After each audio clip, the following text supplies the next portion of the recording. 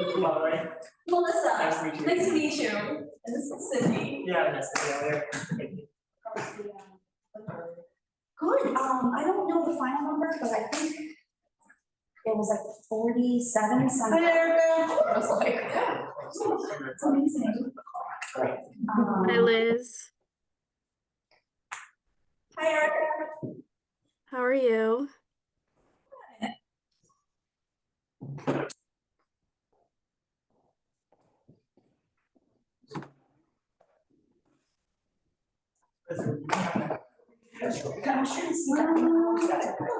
No, I think my Oh, yeah. Do you have one?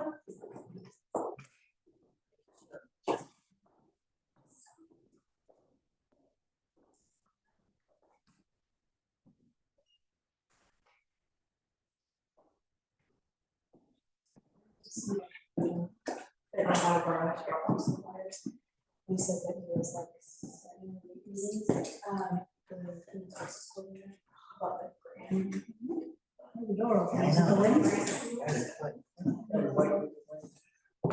I was just saying that because he was showing. Oh, wait, no. Oh, and Cindy, this is Becca. Oh, really? So she's a Dighton nurse. We've been hanging out in the COA today. I saw your car earlier, and I was like, yeah, when I first came in, I was like, Safe few footsteps. All right, I Not don't that it's see a long anybody one. coming now, so we'll just get started, so we don't have to keep everybody waiting. I think I just wanted to get us together so we could see, meet people for the first time and, introduce ourselves and, what. It's, the confusion is what we can utilize the Alliance for.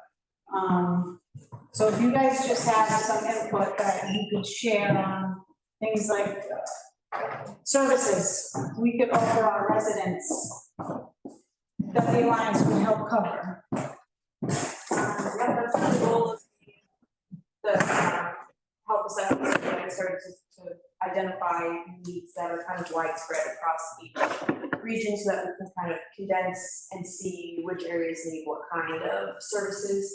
I actually spoke to Dighton Housing Authority. I spoke to Anne yesterday and kind of brainstormed a little bit of what kind of programming might be impactful for them. And so we talked about trying to figure out more healthcare clinics to come to the housing authority and making healthcare more accessible to them. So one idea is working with, and it's tricky with the specifics of it all, but working with like a dental school and having dental students do their practicums or, the practical hours through us by volunteering. Because the hardest thing is the cost of everything. We don't have that big of a budget for each specific thing, but things like that of what kind of programs would be beneficial for residents. So I'm just trying to get input of what people see as current, or recurrent trends of gaps in access to different resources. And so we would work together and try to do more clinics, whether it be like Jerry does a podiatry clinic in Rehoboth. That seems to be another area where people have a hard time getting access, or there's such a long wait time to get into the limited amount of providers. So I might want to work with Jerry, see how we can expand that to a regional. Yeah, and to that tone too, so the Council of Aging in each town and city that I've worked in over the months, they have their set resources. So I know in Dighton, Council of Aging, me and Becca had talked to Bella for come sometime because we were there since 9 o'clock this morning for the CVS clinic. And I know there's postings about Dighton Fire coming for their blood pressure clinics, podiatry clinics. So we would want to make sure we're not duplicating what's already in place. Obviously you can't compare a city of Taunton to a small town of Dighton, but at the same time, it's just trying to identify what's in place already. So we're just augmenting that service, because certainly we have to work within our scope of practice. We can't diagnose, we can't do dental, we can't do foot care, but we can at least be at least some manpower on top of a clinic. So for instance, the CVS clinic, we don't have a medical director on staff here in Dighton, so we would have to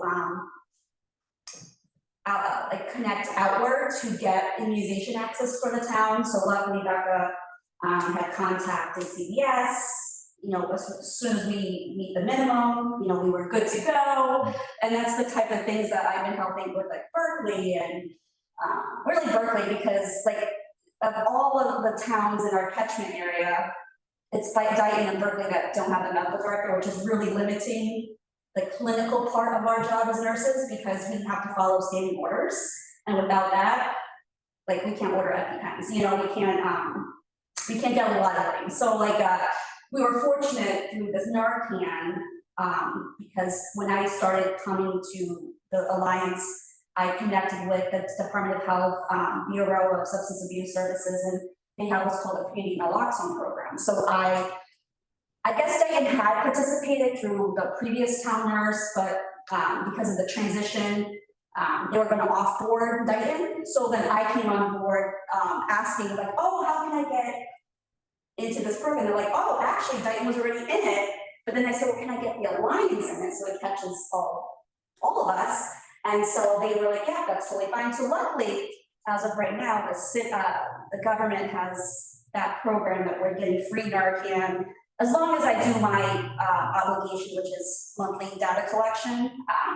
So it's hard because it's like balancing the limitations of each city or town that I'm working in, because without orders and standing orders and a lot of resources, and resources can include staffing, it's really tricky. And I'm very cautious not to overpromise things, because I don't know the capacity that I'm in, because a lot of our job, like for Dighton, is infectious disease too. So, I mean, Becca can speak more to that, but sometimes it's the things that aren't in the plan book of like, oh, my time today will be talking to X, Y, and Z because of this infectious disease situation. So, so yeah, I mean, I definitely feel strongly to get people access to care. It's just being mindful of like, okay, you know, when Becca's available, when I'm available.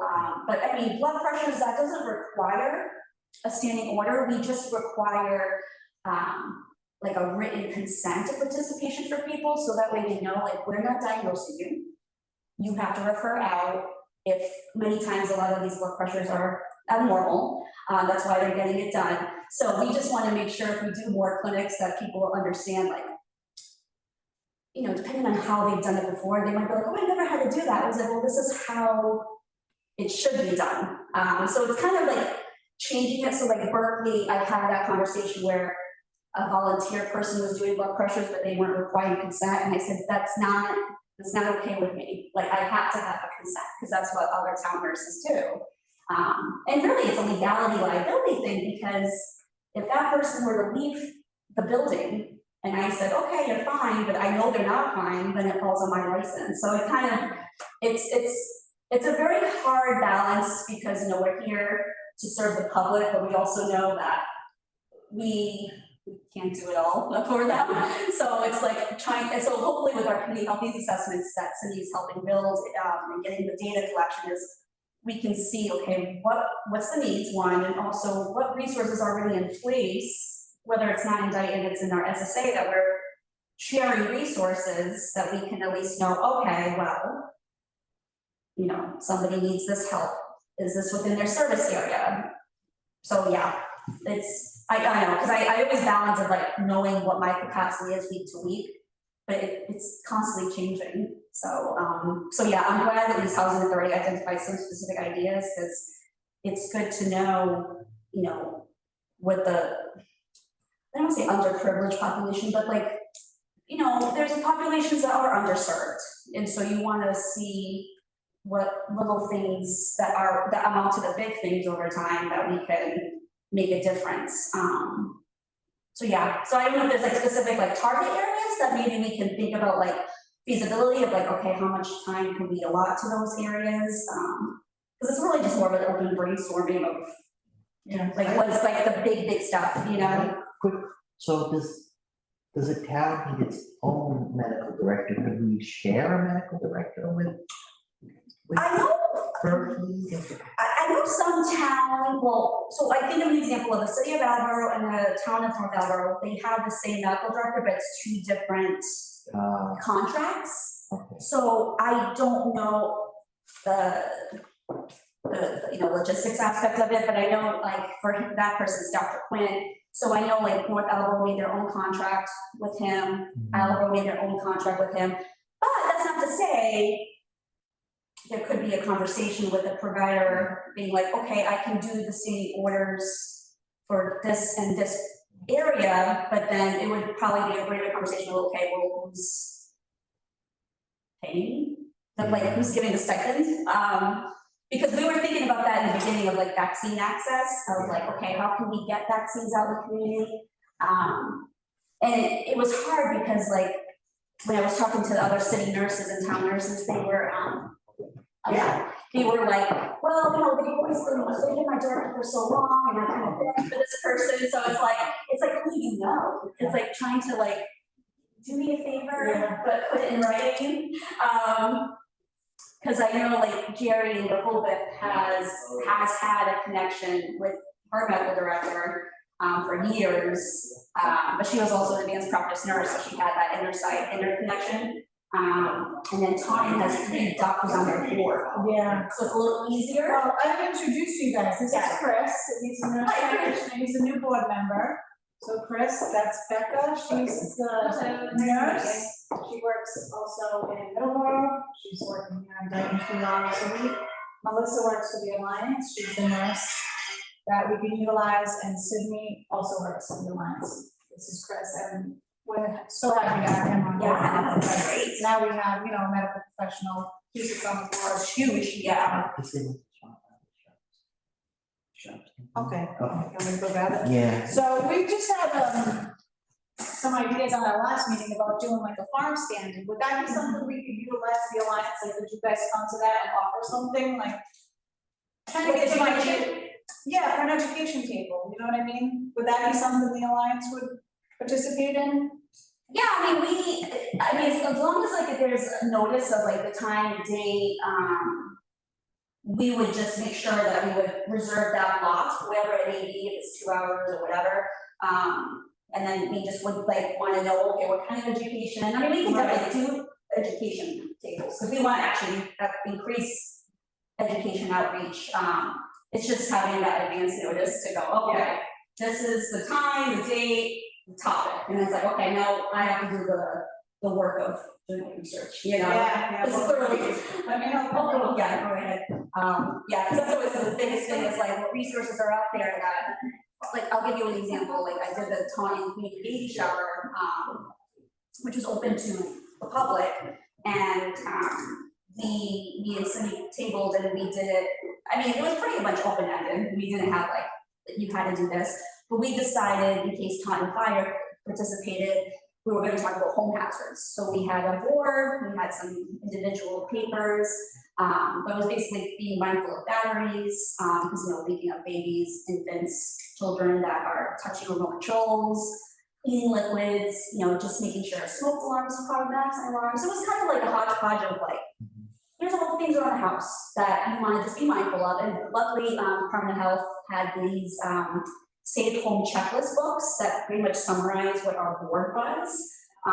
So we handed those out, and then there's this other like free materials that were from either the Taunton City Board of Health or like the Department of Health that I ordered that we were able to just augment. So yeah, so that's just an example of like we were kind of like we had like the open floor of like, here, table, but you guys decide. And so we're like, all right, we'll talk about this. And it seemed to be people seem to appreciate it because, a lot of the vendors were like, this is what we do. We're EI, we do utility assistance, where ours was public health education, which talks about emergency preparedness and things like that. So I felt like that was successful, but it also has its limitations too, because we don't get that many free stuff. So we have to be mindful of like, okay, what can we give out that's related to the education that would be beneficial, like tick safety, you know, sometimes we don't have tweezers, so we'll talk about these are the tweezers you would want to get a lip roller to roll off a tick off you. So, so those are like education topics that we could certainly expand on, maybe some new ones. I know I'm thinking of ideas. It's just a matter of putting it on paper, but I mean, yeah, I think that's something we could definitely do. Having a table at an event. Yeah, would the farm stand be like at a certain time of year? Yeah, in the spring to the, you know, late summer, early fall. Okay. It was just mentioned this week at this meeting, so there's a Yeah. lot of, you know, things we gotta work out. I still gotta talk to the selectman's office to see if that's something, you know, permit wise and all that, so it's still in its infancy. Yeah, so like for that, like it would be more nutrition based, right? Because it's talking about. Yeah. So we could talk about like omega-3s and the benefits of that. I mean, I'm not an advanced practitioner, so I can't like say this is exactly what it does, but we can talk about the evidence-based knowledge behind it, so we're not just loosey-goosey with it, you know? So I mean, I would tie it into what the environment is. Right. Where like I know in Dighton Housing Authority in April, when we had that event at the Housing Authority, I know they were like, oh, anything, because I was like, all right, well, I'll do tick safety, because it's April 29th and tick season is just peaking right now, like it's just the start of it. And everyone was like, I didn't know this, I didn't know that, and I went, well, there you go, like, that's why we're here, you know? So it's good to be picking areas that you're like, what are these community members like in need of? So if we can identify that, that's even better, because then we're like trying to address that a little bit faster. Yeah, I know, the board also was interested in doing something with schools and the kids, and we talked about maybe like a CPR training for the teachers and staff. But definitely wanna, you know, reach out to the community and tell them what we can offer them. Yeah, So to get an idea of what we could do as a group yeah, to suggest would be perfect. I was hoping the police and fire would be up, because I would think they would have some, you know, some yeah. items that they could come up with that you could do for them, but I know we have money in, grants for the opiate fund, so we could do like a dare table for, you know, the kids at, you know, we do the farm stands, so we're just trying to come up with ways we can give back to the community. Yeah, I know the health department's been, you know, falling short over the past few probably years. We want to be able to offer more. With you guys on board now, I think it's, you know, yeah. more doable, more hands. Do you see more, what would you want to focus more on? Service component and education component equal? Because I know you kind of started off with, oh, blood pressure, diet, you know. Yeah, I feel like it goes hand in hand, because like even when we do our blood pressure clinics, people need to know what that means. Like, so recently in our alliance, so when I say alliance, it's a 6-member communities. I applied to Department of Health. We got what's called CLIA, which is basically a certificate of waiver saying that as a public health nurse, I can collect someone's blood, even my finger stick, to put it in a glucose meter, to put it in a machine that interprets it. Because at the end of the day, I'm not a diagnostic provider, so I can only say, these are your numbers, these are the values, follow up with your primary, whether that's your NP, your PA, your MD.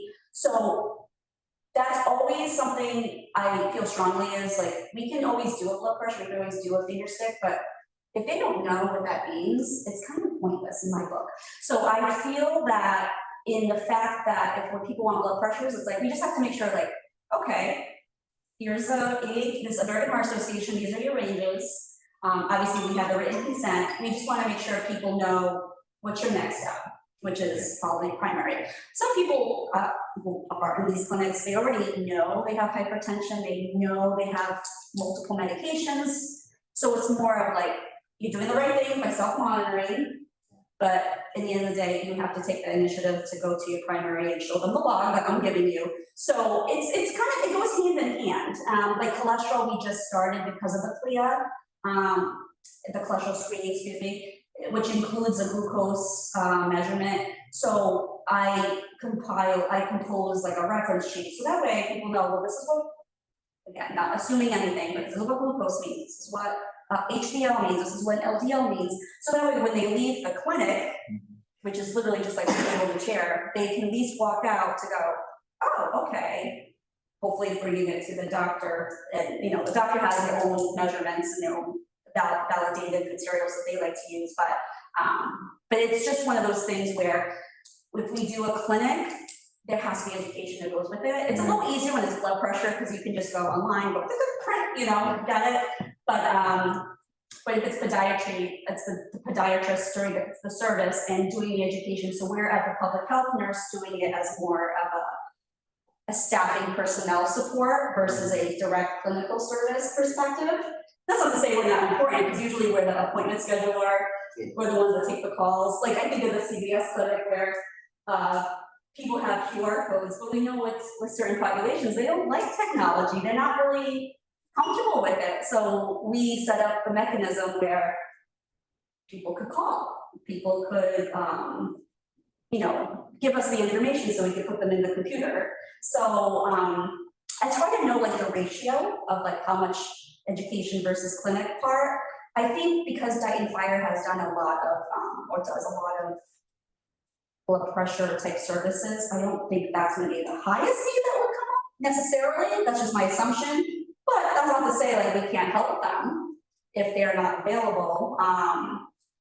And then same thing with the glucose cholesterol. It's like, okay, what area could we do that in that maybe get more traffic, you know? So it could be the housing authority where people could sign up, would it be the COA just to trial it? Yeah, and then, you know, when it comes to other type of direct services, I can't think of anything right now per se, because those are the main ones. Like when you compare boards of health across at least the ones I've worked in, that's what people are doing. They're doing glucose and blood pressure clinics, podiatry clinics, Like, yeah. hearing screening, is that what meant? Yeah, did you say that where COA? I think Council on Aging is doing. Yeah, so what is COA's Council on doing? Aging is doing one, I think. A lot of times the You need to go. Yeah, so Okay. so COA does have our established, what do you call it? hearing screening. Yeah. Oh, good. And a lot of times like the Lions Club will do it for free in like different towns as well. Yeah, How How much much of blood pressure management screenings do the police department offer now? they have the schedule posted. I'm gonna say it's like every second Wednesday. I would say It's once a often. month. So that's all. Yeah, it's often, yeah. And is there any other program for cholesterol screening that's offered currently? Because I'm seeing two services that she's clearly mentioning they offer. Yeah. And how do we tap into that? And the question now is, one thing that's recurring is, okay, do you guys have a standard waiver that you guys use as nurses? Is that So we just something- have the CLIA, Okay. the CLIA, yeah, so Can you what talk more I, about that? say that again? Can you share more details about that? Yeah, so what the CLIA is, it's a certificate of laboratory amendment, I forget the I what that stands for, basically it's from those, Centers for Medicare and Medicaid, right, the government, that, is the main, we'll call it the organizer, I suppose. Then it's the overseer, and then it's the state lab. So when I sent my application, I sent it to the Massachusetts State Lab, the contact there, they have a specialized CLIA person. And then they approved it for report to the federal government, and then we just basically had to wait for the certificate and the payment. And then we get it issued for 2 years, because it's a certificate of waiver, because it has to be moderately waived type test, so it can't be a very, what's an example of something more advanced? It can't be a super advanced test. So like usually, like anything that requires a phaser stick probably will qualify for a moderate waive. We just have to make sure that we have a SOP, which is a standing operating procedure. We have a CLIA, we have written consent, and then if there's any complaints with any type of clinic, the state could then audit and come to any clinic and say, hey, we got a complaint, how are you handling it? They said they're probably not gonna, they're not required, the state is not required to do audits for certificate of waivers. What they told me was it's really just like complaint based. Kind of similar to inspections, you know, when you have a complaint, you have to go follow up with that. the certificate of waiver that we obtained, I wanna say it started in April, but it's good for 2 years. So then when it approaches the end of that term, we would have to send, I'm assuming, like a reapplication with a payment, which is like a renewal fee. Because initially it was, a fee of initial services, and that was through our alliance that paid for that. And so the director is me, because luckily you do not have to be a healthcare provider with an MD, an NPI number, or anything like that to be a certificate waiver director. So, I'm the primary lab director, and then the secondary is Anne Marie, who's in North Attleboro, because that's where the paper is housed, the certificate. But it's literally just a certificate to say you're good, your 6 health departments are covered. So as long as we're in compliance with like good standing order practice, or good practice, which is like you clean the equipment, you clean the person's finger, you're storing the equipment the way the manufacturer wants it. It's putting what we as nurses in our heads, but putting it in writing. So as an alliance, I've been just drafting our SOPs for many different things. Because actually the state does want us to build more standardized forms and things like that. So there's drafts already composed by me over the last 6 months that is in constant review, because as evidence change, not evidence, but best practices change, you want to reflect best practice, but at least we're covered for glucose and cholesterol. And we do have materials, like the actual physical device, strips and things like that. And we just now make sure we have the word of mouth to say, hey, this is a service. Come on down, Do you see anything that they do in Middleborough that you could implement here?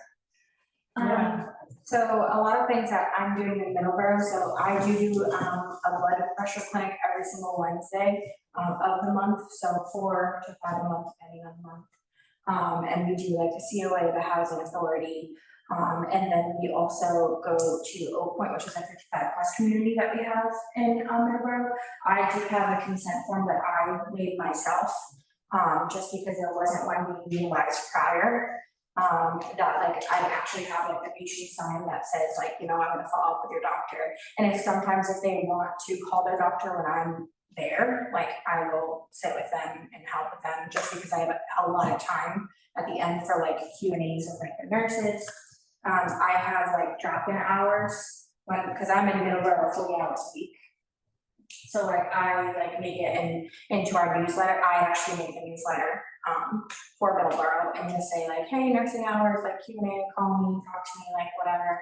I'm actually trying to get podiatry into Middleborough.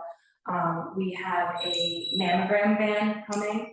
Unfortunately, we couldn't get it for Breast Cancer Awareness Month, but that shall be coming in February, so that was something that I figured that I would bring up here to see if that's something that we're interested in doing. That's through Dana-Farber. We have a breast cancer table set up right now that's basically just a wall of support and hope that people come sign cards of hearts and stuff like that. Other services, we did a health and wellness fair recently, which had our vaccine clinic in it as well. And so I contacted 20 vendors, got them all there. So each vendor was specifically picked for the wellness fair. So we had mental health, we had, physical therapy that, I have partnered with through the town of Middleborough. So just some ideas that I've done there. Consistently, I have also done surveys through the COA to see what the health needs in Middleborough are. It just kind of gets a little bit polluted when a lot of we want to send things out electronically. Unfortunately, a lot of people don't use electronic things. Our target audience is the elderly, because obviously the young, you have, their parents and people can get them, so. Exactly, that's one of the problems that I'm running to in Middleborough is a large part of our demographic or that I'm targeting is the elderly. And so, I have to wait for them to fill out the form and then have them come back and then the forms get lost and, you know, so I kind of sometimes even I'll just like go and hang out at the COA and just like, people just come and talk to me. I'll take their blood pressures. I see the same people every single blood pressure clinic. And I have a form that like has their blood pressures like documented for like my own, and then I lock it up when I get back, like I take the forms with me, and then I give them a card, and it's their responsibility to bring that card back. And then if for some reason they lose it, I have the documentation where I can fill out their card, and I make sure that they're calling their doctors. And I'll tell them if you don't call your doctor, there's like I'm not seeing you anymore, because that's a liability on me. In addition, you have a waiver form based on it too. Yep, and then, right now, I've actually partnered with the school, so I'm there Tuesdays and Thursdays. And I go in and I talk to all the students, we've done. So Tuesday and Thursday, we started about 6 weeks ago, and we're talking like the last 4 weeks have been vaping. So like we go in and we break it down by like freshmen, sophomores, juniors, seniors, and we tailor like the presentations to that age group. And we'll talk about like, you know, first of all, what vaping is, what, you know, ingredients are in there. And then we'll, like, for example, for the freshmen. I mean, I personally think it would be more beneficial to do it in the middle school, which I'm trying to like break into the middle school. But like we're doing mock scenarios with them and like getting them to do like how to say no. Or like we're talking about peer pressure, both direct and indirect. We're talking about like repercussions. You know, I tell them from my time on the cancer floor, like what it looks like. We just make sure that it's very interactive because of course with that age group, there's only so much time before they lose. So like each presentation is only 30 minutes. And we use like their success blocks that they have through Middleborough. I don't know if that's something that Dighton schools have. But I'm only there from 8:30 to 8:59. And then at the end, like I just let them know, hey, like if you guys have any questions or concerns, like kids don't want to talk about like things in front of their peers. So like it takes a lot for them to volunteer. But like I'll set up in the back for when they, you know, at first it was kind of like no one really filled out anything, but just like little sticky notes if they have like questions or concerns that they're not comfortable like saying in front of their peers. The first time, no one really wrote anything, but as like I've now gotten to know the students because it's the same students every single time. They're like, oh, hey Becca, like, yeah, actually like my mom suffers with this, or, you know, and then each time it's a new topic. So like we're set up to do this for a couple months, and then we kind of like partner with the school to choose what topics that they want, and then from there we cherry pick particular students, or at least that's the plan that we're gonna be going forward. So I'm looking to do CPR. We've done so far 6 CPR trainings through a grant that we have in Middleborough for the town employees. We've done Narcan training for the town employees, and then we just opened it up for the community. We had about 17 people come to the community one, so that one was pretty cool. But again, like I think I don't really take no for an answer very well. So like I just will like go to like town employees and be like, you're not doing anything, go on. Like, Years. Yeah, Yes. Into it. and training, so yeah, how do we tap into it? So Safe Coalition, because there's other towns that have nurses full time, but that's capacity, they partner with Safe Coalition to do Narcan training. They're based in Franklin, Mass, but they've traveled. I know like the city of the town of North Borough, I'm sorry, has like at least probably a dozen trainings, right? Like they have a few. They have a few planned out. So like, again, fill in the gaps.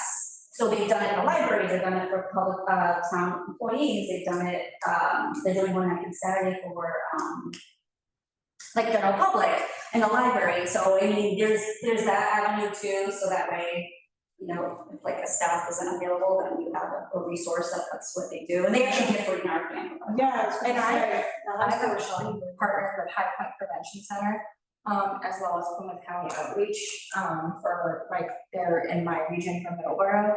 They're great, if I can ever make it, just because of course, like I'm only one person, like I can't be everywhere. So like they'll do some of like those, like for example, like today, like I wasn't here in Dighton. So at this school, like, he or she presented by herself. And so like, I think that's something that's like really important, is just having, like, as you said, like the team, like because it can only be so many Yeah, places. does Dighton Police, I mean, I know, I talked to Chief Nichols because of the blood drive that we partnered in the summer. Is there a pop unit in the town of Dighton? I know Berkeley started developing it. So it's problem-oriented policing. Yeah. That's what it stands for.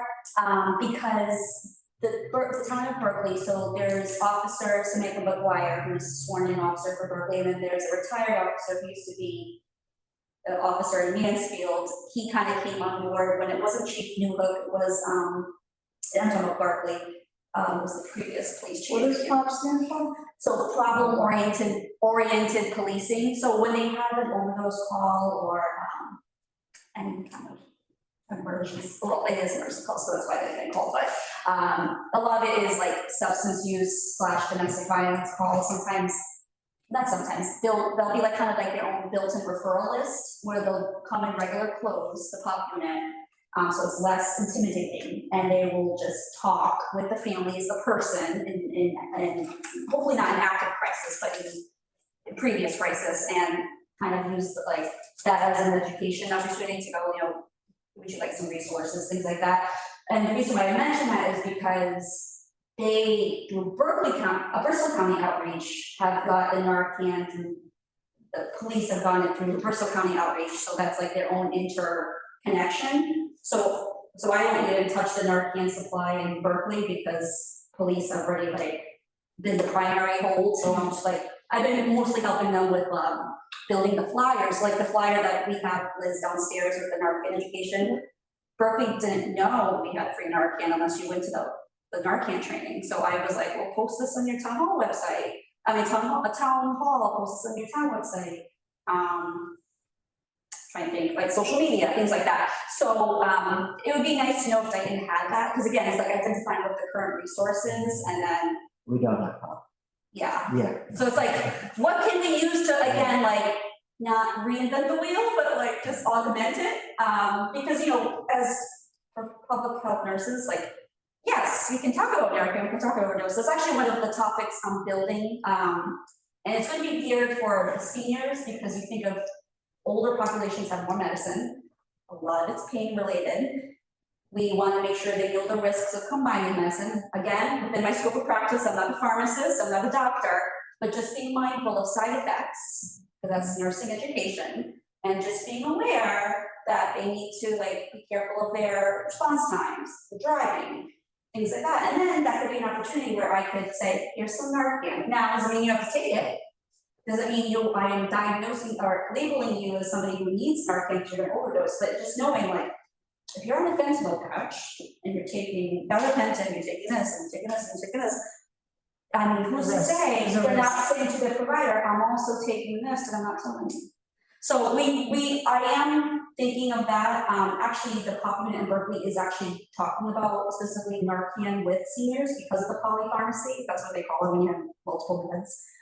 So I'm kind of curious how they'll frame their talk, because it's through SAFE, I believe it's through SAFE Coalition, but I could be wrong. But that's just an example of not so much partnering, because it's like they're doing their own thing, but like, why reinvent it? Like, we can like take that education, translate it to another population, and just knowing that as long as we're within our scope, we're giving people like, these are your resources.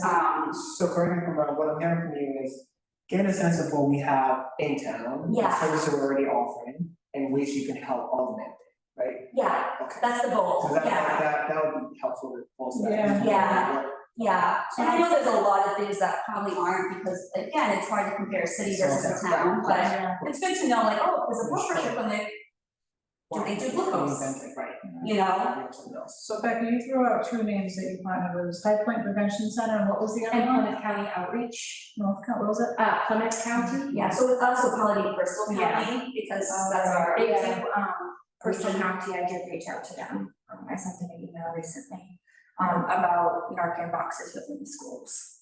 So, Yeah, I was gonna ask that too, I wonder if our schools have them. So, not before, just introduction, so they just changed school health regulations because with the CNP program, we are not allowed to get Narcan in schools property at all. Really? Yes, so we have to be very mindful without reading the regulations first, which I haven't read through yet, I'm gonna tell you yet. The school committee needs to make sure there's a policy, one, with the new regulation, and standing order. So the school physician, whether it's MD, PA, NP, school person needs to make sure there's something in writing, and similar to AED and EpiPens, something like that. So right now, we can't give Narcan without us knowing what the regulation is, because I definitely know through the state training, they were like, no, don't give Narcan. We can give boxes probably, like the holding box, but not the actual Narcan. So we just have to make sure we know what the regulation is. Okay. Because I'm very mindful of like, oh, don't want to be in trouble with the state. So I could read it today and be like, oh, okay, you know? So I don't know. When I partnered with Plymouth County Outreach to get them into Middleborough schools, right now, we're trying to like kind of get through like the red tape of like making sure it's fine with like the school committee. But we're not giving actual boxes of like Narcan to anyone, we're just putting like the emergency box with one Narcan in it, unlocked, and then on the top, planning on putting a couple on the top. Yeah. So I know that Plymouth County Outreach, they kind of like have their own little, what they do doesn't really involve me, I'm more of like a facilitator with that, like getting them into the schools.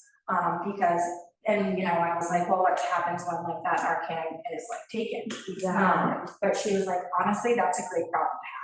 Because that means that a student didn't feel comfortable or has something like at home, maybe they're not ready to like bring it to the attention of anyone, and now they have something that could be of use to them.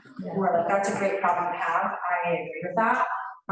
You know, we talk about Narcan, like when we do our presentations on like maybe just like, you know, at the end. The problem is the stigma that's with it. Exactly, and I think it's better to think it, so that can save someone's life. right, exactly, Yeah, it's not like, it's not regarded the same level of an inhaler and an EpiPen for life-saving measures. Unfortunately, when I do community events in like other towns, they'll be like, well, I'm not that person. So even just hearing shifting, and you know, I think people don't realize that Narcan can be used for other things as well, like not just like, like my brother-in-law has like seizures, like he uses Narcan to stop his seizure. Like that is a proven, like that's a new thing, but like that is like what he.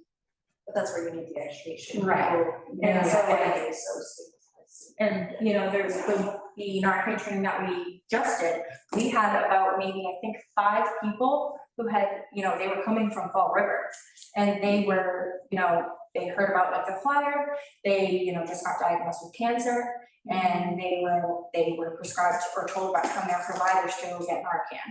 It was $80 at the pharmacy, they just so happened to see my flyer, and they were like, you know, you had Narcan that you were getting, like it was partnered with like High Point Prevention Center, so that's why we're here.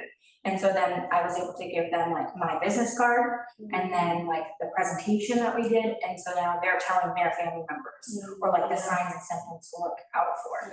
And so it's Word of mouth. word of mouth, breaking the stigma, like it's talking about it, and like it is an epidemic, it's not going anywhere. Yeah. So share the email of the Bristol County Outreach. Sure.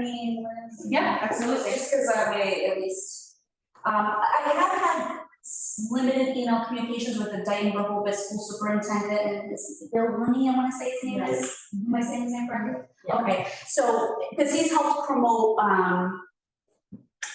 so over the summer, because Alabama is a Vaccines for Children's immunization site, meaning that kids, young adults too, 18 and younger are eligible to get state supplied vaccines per the immunization table. That we just wanted to make sure like our, again, SSA communities knew like Berkeley, Dighton, Rehoboth, like if your child is in need of a shot and they can't get fed into an appointment, contact the Alabama town nurse, city nurse, and then, you know, she appointment-based can fit you in. So that was one of the that was one of like probably my first email interactions with him and his assistant to say, hi, I'm a regional public health nurse. Could you help out spread the message? So like they put in their social media pages, and I'm sure like maybe their school portals of such, but that would be, again, kind of going back to like bridging into schools, like making sure the buy-in's there for top of the top, the superintendent, and then the principal and the vice principal in each school, because I worked in school health for 15 years. I worked with therapeutic day school with aggressive youth. I worked in public school in Canton. Every school culture is super different. It depends on the administration, depends on, you know, the buy-in from the school committee. So like, it'll be, I'm actually very optimistic that they had done some regulation changes. Because like if the Dighton School Committee is saying like, yeah, we'll do a policy, that's like a huge step in the right direction to bridge more of that substance use education, misuse education, because I kind of trying to take it away from abuse. So yeah, that would be something I would love to get more like partnership with the schools, like especially if like CPR is getting talked about, like, okay, what was. Yeah, the nurse was you know. interested in, you know, for the staff. I know it's, you know, with the kids, it's not as we really can't implement it with the kids. You could, it would just be a friends, and so there's a couple different ways to go about it. The thing is the time, right? So I will say if it's a certified class, you're looking at about 3 hours. Depends on the type of class. So like if it's a blended class, or if the staff do like online, they would do the skills check portion with an instructor. So like I'm an instructor, I know Beth is working on being an instructor, so it would just make sure you have an instructor and staff that could be the person, right, to give it to the learning center, which is mine's in Rehoboth. So I would just make sure that we have the time and you know, like just basically like the expectations are set, like, okay, we need 3 hours of your time if you want to do this. This heart saver class would probably be something the staff would need. The nurses would need a BLS provider class. So it depends on, well, what's their job description, because if they're a food service worker, they probably will need a little bit more advanced than like a person like in the senior center, you know. But the kids, they could do a friends and family class, which isn't certified, but it's still an informational tool, still life-saving. So they know, like, oh my God, somebody's doing this, that means somebody's choking, let's do a Heimlich. So I mean, there's still opportunity to teach the kids, it's just knowing, okay, well, what's their period block, right? So how can we get the class done within the scope of the school schedule? Because that's the biggest thing, is we want to make friends with people. So we don't want to be like, well, I need an extra hour. Well, that's not going to happen right now. So it's just being mindful, okay, to get like a 3 hour block, can we get it at one sitting, or can we get it in like 6 weeks? So Sydney, when will we get the results of your assessment? How long is that gonna be open? Right now, I have it gauged to be open through January, just in the off chance that response is low at the start, and I kind of have to reassess the outreach portion. If I get a decent response before the end of the calendar year, I might close it early, and hopefully by February, I would like to have like a full like assessment with the data analysis, the kind of like recommendations for future programming and like different services to implement from that. It just depends on people's kind of buy-in to it. I've probably done 8 or 9 interviews now with different organizations, different levels. Like I interviewed the mayor of Attleboro, I've interviewed housing authorities, I have an interview with the Taunton Family Resource Center next week. So trying to touch on each or different populations and see if people who are working with these populations firsthand, what they are experiencing.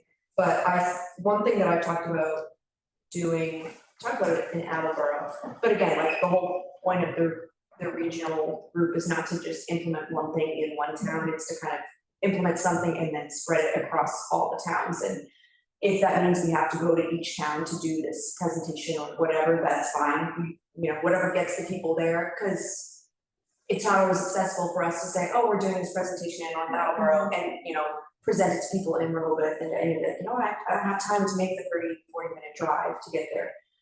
But we talked about doing kind of like lack of a better, like coffee talk, like a discussion where I go to the library, the COA, and have a topic for the week or the month. And I just give a little short presentation, people have questions. Like we talked about doing one at COAs on like healthy aging and like how to kind of implement better like daily health habits and things like that to help seniors age with grace and like kind of promote longevity.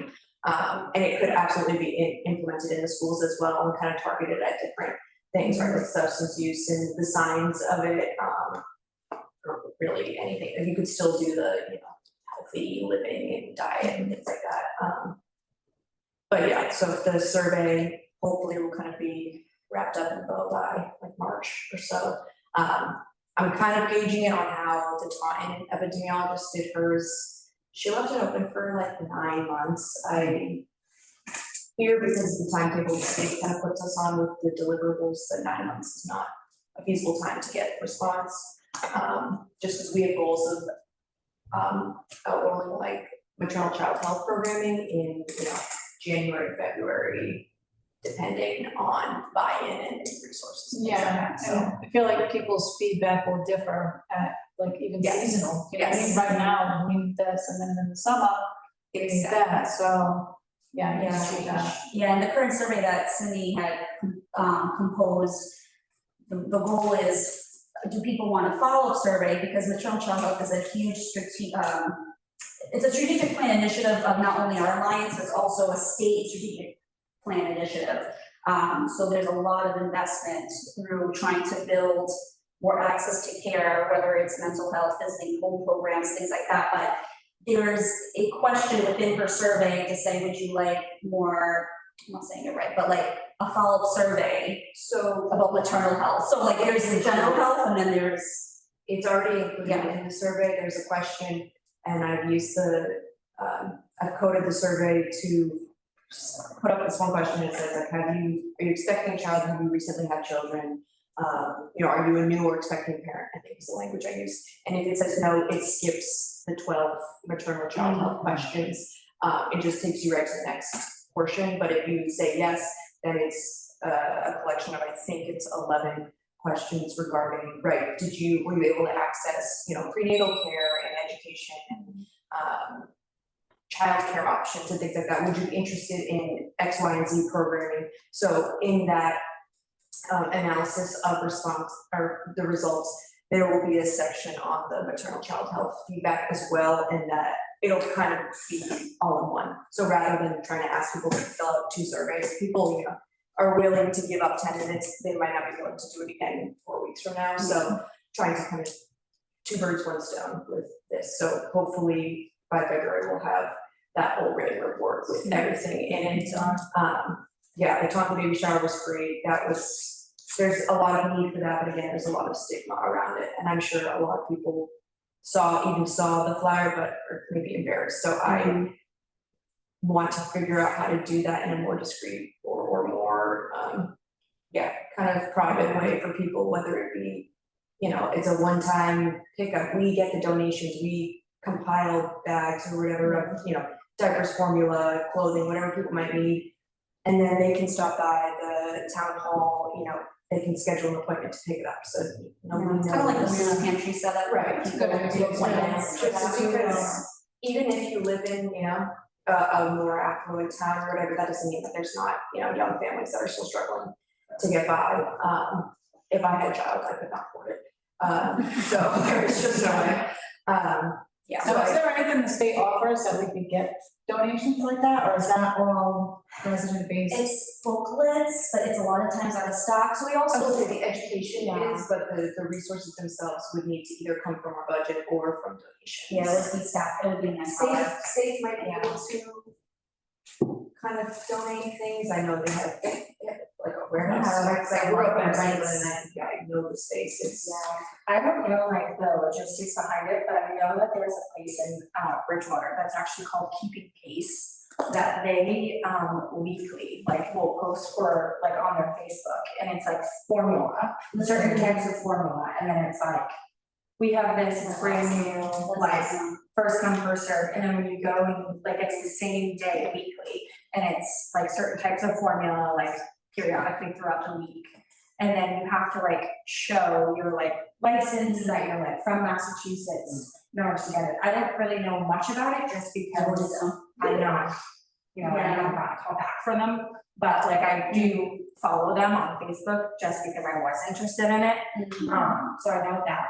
And because even like diapers, like, because I worked in Canton and I worked as a nurse case manager there, like, they'd be like, oh, we don't service your area. So again, it's trying to identify through our community health needs assessment and word of mouth, working with each other, be like, oh, where do you go get this? Where do you go get this? And it's like, oh, well, it's for free. What do you have to pay for? And that takes time, but we're getting there. We're getting there. It just takes so much time. But yeah, I mean, people, like, it starts off with one thing, but then you're like, oh, there's a bigger problem. So like, when I have done home visits for infectious disease, I have identified, you need formula for your child. But that's, as a public health nurse, I'm supposed to be population health, but because I'm there for that specific focus, by law, I have to be in their home. I have tried to like email, call, and finally people just like this, again, just like Becca, like I nag and then finally people answer me. But it takes a lot of time and staff and perseverance to like get there. So hopefully we'll start building resource lists. I mean, the good news is like for events like we just did Tuesday night in time, I don't know what the final numbers were, but it was 5 to 7 p.m. It was a good turnout. But 25% worked in time. So we know the word of mouth, the social media part of it worked. Because we had the donation bins in Rehoboth and Dighton we tried, but because the library just opened, it was just like a mix.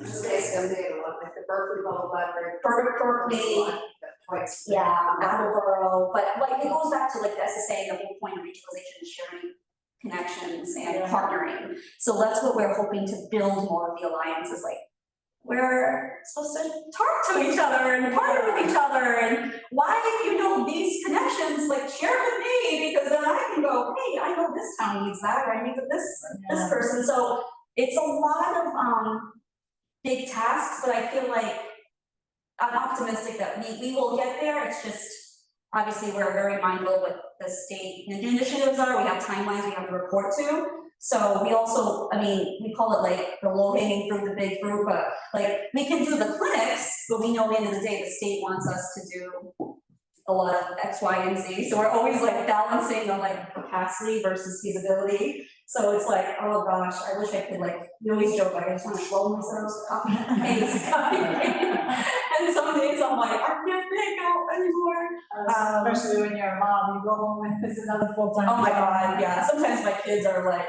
Mom, I'm like, oh.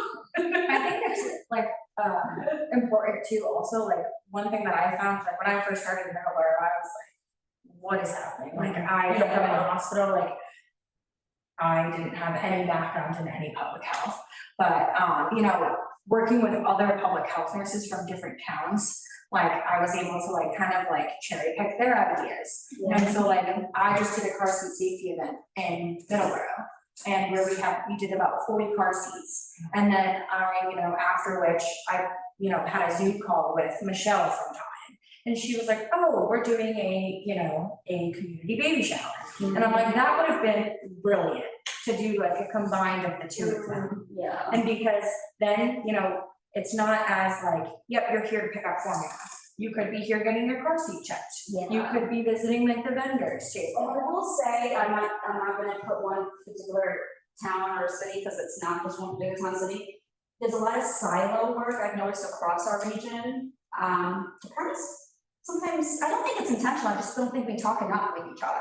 And that's my own personal opinion. I think that sometimes people just want to talk to somebody, not Zoom call with somebody. I agree. And I think, again, it goes back to manpower, having the time to drive somewhere, have an appointment, stick to the appointment. But it's hard because like, they don't know me unless I have a picture on the website, and even that is like, it's kind of weird. You know, I don't want to just be like, here's my picture. So I always try to follow up with like, which like an in-person call or meeting, blah, blah, blah. But basically what I'm trying to say is sometimes we send these emails to certain departments and it just falls flat. And you're like, well, if I don't know who to contact, where to contact, you don't know, is it okay if I keep on persevering. And I mean, I will try, but car seat safety, there's car seat technicians in fire departments, in police departments. I think we've done that in Dighton. We should tap more into that, Yeah. because that's a whole different certification that you really need to be very good and competent. And there's grants that you can get and they'll donate, you know, the car seats. And actually, I partnered with the Massachusetts State Police. They came with a whole trailer full of like, Yeah, and that's the thing, it's like, you know, we are here for extra manpower, like traffic control. But, you know, it would just be nice to be like, oh my God, like, why didn't we think this 10 months ago, you know? And that's the thing, until you see other people do it, you're like, well, why'd you do that? Okay, let me go with people. But I mean, I have witnessed, and I mean, I'm not even personally always directly emailing these people, like, it just, no one calls back, no one emails back. And that's the hard thing that we can't always control, but we know it's like, this is a problem, right? So it'd be nice to have those interdepartmental powwows, quarterly, whatever it may be, to go, What did you guys do? Did it what's work? going on in your community? Yeah, no, definitely, that's a good idea. Because yeah, the car seat technicians, I don't have the time right now to be a car seat tech. I will be very honest. I'm doing a certification class for breastfeeding, and I'm doing a perinatal mental health class for moms. That is a long class for both of them that I just know, like, if I do one more class, I will not do a very good job. And I also have a regular full-time job that I have to do. So right now, I have been asked, and I said, I can't do it right now. And that's my own capacity, boundary of like, I would have to say to that person, I would need to practice that monthly. And I'm a mom of 2, and I don't, unless I'm touching that person every day, which I am still, I don't feel comfortable checking people's car seats. So again, it goes back to the credentialing of like, can I do this? So Okay, just to keep us under, around an hour, going forward, just, you know, like you said, just keep brainstorming, whatever ideas works in Middleborough, you know, maybe bring to our attention, and if we have more ideas, like, yeah, you know, we're gonna look into the farm stand, but that won't start till the spring, so maybe something for Christmas, like a coat donation or something to offer the town, but, you know, any ideas we come up with, I'll definitely bring it to you guys and be like, hey, is this something that the Alliance can help out with, or would you like to participate? yeah. do we have, like, I know in Middleborough, we have, his name is Josh Porter. He was like through a grant. He is like a mental health director. Is that something that you have in Dighton, or like, because I think that I don't know if that's something we can look into. I think that is super beneficial to have. He's boots on the ground, like working with the population, like they, you know, he goes to their homeless shelters, like their tents, and like just like kind of sits and talks and builds rapport with them. You know, sometimes like I'll get a call at like the Board of Health. They will, like, for example, I got a call at the Board of Health about a man who was morbidly obese. He was being evicted. He would not see me. Like, I don't know if it was like a pride thing. You know, 46 years old, 650 pounds, living in just squalor, like, you know, using bottles and bags for bathroom, like a bathroom, wasn't bathing, would not see me, so still will not see me, and this has been going on for months. But would agree to see Josh Porter. What the difference is, I don't know. But our relationship, this client and I, like, is strictly phone-based. Like, we talk weekly, we talk about Netflix, we talk about healthy choices, but so on and so forth. Like, through Josh Porter, myself, and like different like community, we were able to like get him a PCP. We were able to get him like weight loss medication. We were able to get him a new bed. We were able to like have like the town like help come in and clean his house. You know, other people were like, yeah, like we could just get him evicted, and you know, but that's not taking care of his problem. Clearly, he's struggling with a mental health disorder, like, and you know, he needed like physical help. So like, he was down in the dumps. He didn't know where to turn to. Now this man is like completely like, oh my God, you know, and just like, so I think that, I don't know if that's something you could get in Dighton, but like, you know, coming, and like when it comes to like doing all the initiatives, like I have so many ideas, like But the problem is like, we need boots on the ground, like staffing is an issue, like I work 40 hours in Middleborough, like I know I'm 10 hours here, but like I would love to do like all of the stuff that I'm doing in Middleborough here, because like, you know, I don't just favor Middleborough, it's just I'm there more. So like, if, you know, the initiatives that I was to come up with, is there someone here who can like be the boots on the ground, like if I'm like, hey, let's set up like this seizure training like at the schools, like, is that something that someone? Yeah, bring it to our attention and then we'll discuss it with the board and. Because I love all the ideas, I have a whole lot of them. Yeah, absolutely. It's just like, it gets hard, because I wanna do everything, but I only have one person. Yeah. Unfortunately, we can't clone ourselves. So right now, the only thing the Alliance needs from us is pretty much that survey, that way we can figure out what the needs are. Yeah, and just like, you know, like a lot of social media advertisement, because we unfortunately don't have a live website yet for the Alliance. But, you know, when you think of not just people who read the newsletters, people read newspapers anymore. I used to have a Projo back in the day, I don't know that anymore, but like, you think we need to like blend it, you know, we have to have people, like, is there like a way that they can go on Facebook and be like, here, you know, or go on, like, it's affixed to the door in the town hall, you know, like, it's just trying to advertise, like, we want your opinion. So it's that, it's the social media part too, like, we want to increase it. But the main target audience probably doesn't have social media, so it's. Well, for the community health needs assessment, that would be parents, Yeah. I'm middle-aged, middle ground, you know, the, whatever, I can't even tell you what I am, but you know what I'm saying? It could be, you know, a mix of ages, you know? One thing that I'm trying to do in Middleborough right now, and it's kind of in the, I have to get it approved stages, is again, like, no one, like older folks, they don't know how to use online, you know? And so like some of them could be struggling with like their, you know, they need this or they need this, they don't have access to this. So I'm in the process of trying to get it approved to be like an anonymous box, where like you just kind of put in like an index card with your name, what you're looking for, and then I follow up with you. I mean, granted, obviously you would have to pick and choose kind of like the people in that box, because it could just be, you know, but, you know, that's something that I'm working on, and like, I'm hoping to do like a giving tree, like, and, but just something to think about, like, where it could be like an anonymous thing. People have pride, they don't really want to talk about their needs that they need, or draw attention to themselves, so while we wait for the survey, it might be something to think about.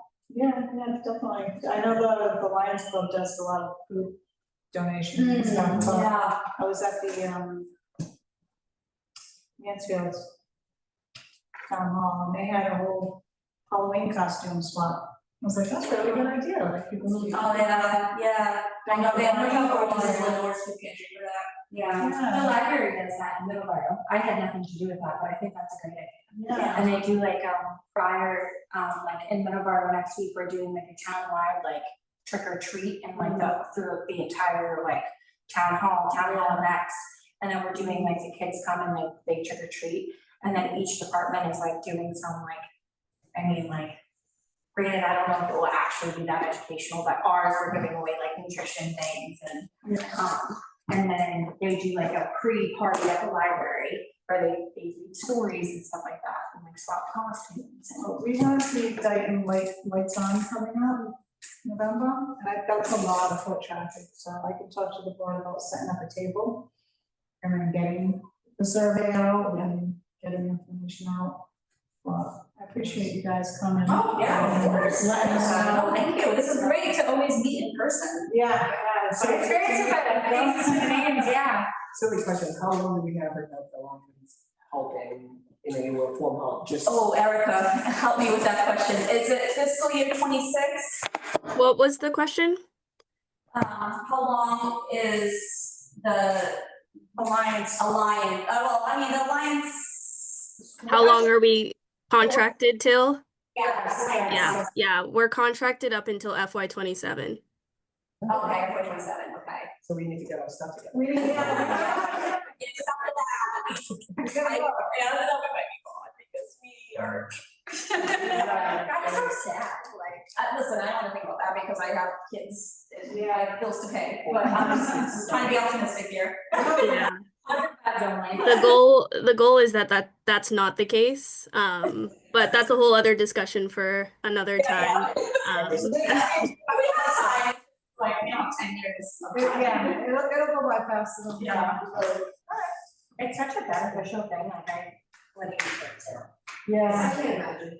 Yeah, we just recently at DPH had a SAFE 2.0 testimony, which is, oh gosh, I can't think of what the acronym stands for, but it's Public Health Excellence Grant. That's what the grant is.